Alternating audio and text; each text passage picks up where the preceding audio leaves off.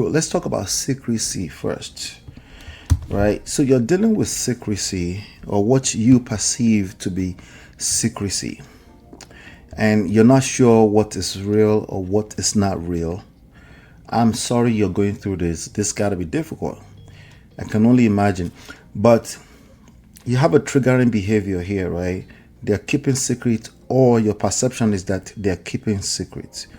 And this is eating you up. And, you know, ideally, you would just decide to move on with your life. But this is not the internet. This is your real life. So you've noticed hidden screenshots, deleted messages, guarded passwords, unexplained absences. You don't even know where they are, even though you feel like maybe you should give them some space. It's confusion, right? You have like vague answers whenever you do ask certain questions that really make you feel funny, makes you feel something is off, right?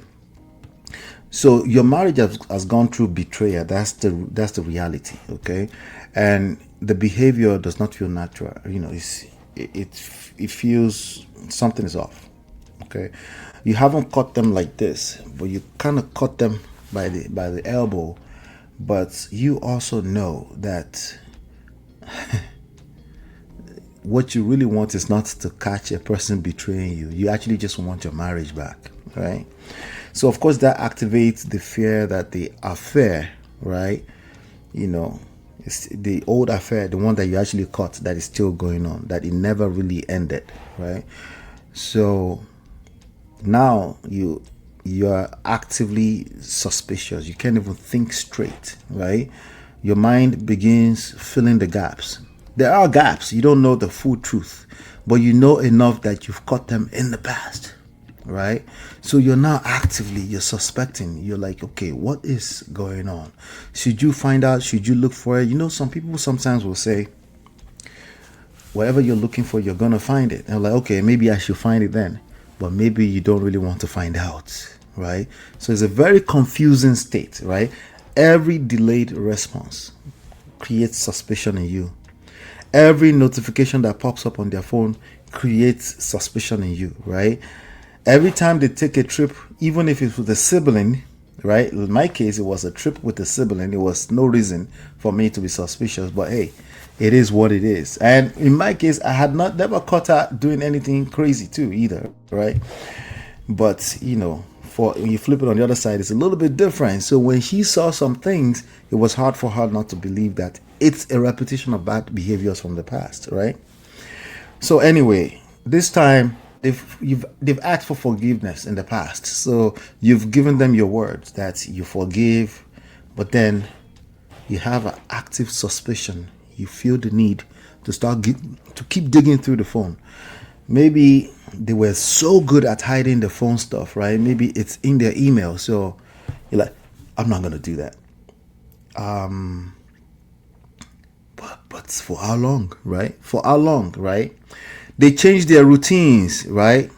The fact that they change their routines, they no longer just shower once a day. They shower about 3 times a day. That becomes a possible evidence, maybe, right? You stop evaluating patterns carefully because your nervous system is trying to protect you, right?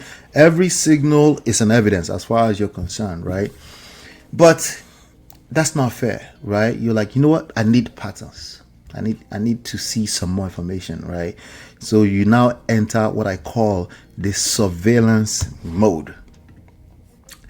You start bugging phones, you start bugging the car, you start throwing recordings in the car to see if you can catch something in different rooms in the house. You want to just catch something, maybe something that will finally tell you what you've always known. Do you know? Maybe you don't know, right?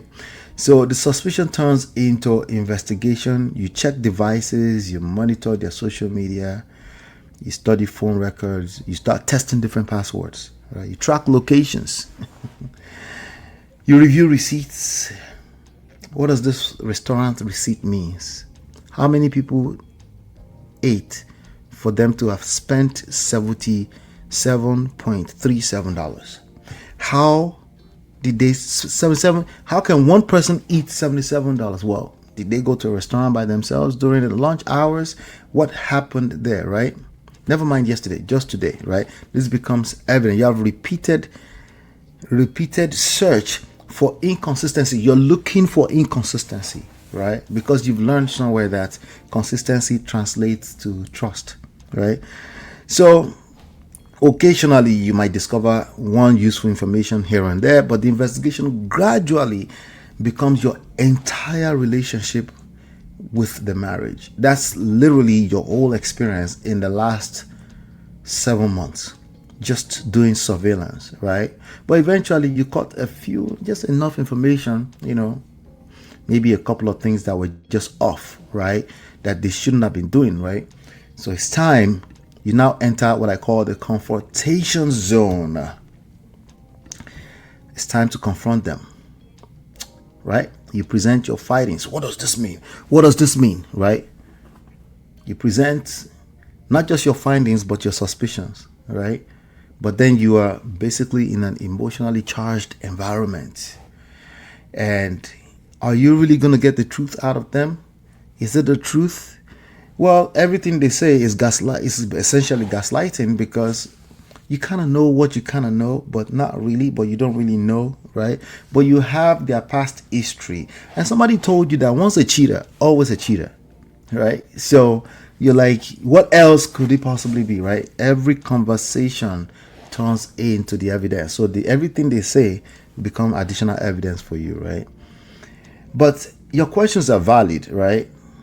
Your fears are valid, right? In fact, your fear is driving your whole world right now, but there's still fear. So, occasionally you feel like that's not fair. Like, I shouldn't do this. But then you feel how you feel. You want to feel secure in that relationship, right? So you start demanding immediate certainty from a person who clearly struggled to give you certainty, right? Because they have a past history. That's what we're talking about. Why is it that she's still hiding the phone?